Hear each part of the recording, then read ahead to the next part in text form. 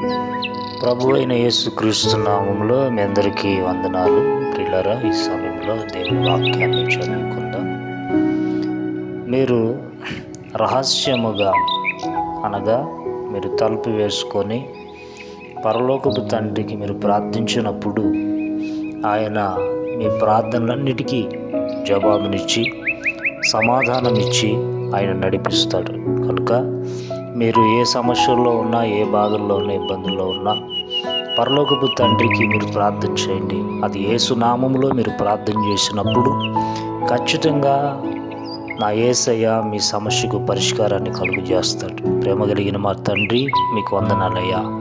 నీ బిడ్డలను మీరు దర్శించి వాళ్ళు రహస్యమందు ప్రార్థిస్తూ ఉండగా వారి ఆలోచనలన్నిటిని మీరు ఎరిగి నాయన వారు కోరుకున్న కోరికలను మీరు ఫలింపచేసి నిండుగా నీ కృపచేత వారిని నింపి ఆరోగ్యము క్షేమమును కలుగు చేసి వారి ప్రార్థనకు జవాబునివ్వమని యేసు నామములోనే ప్రార్థించి అడుగుతున్నాము తండ్రి.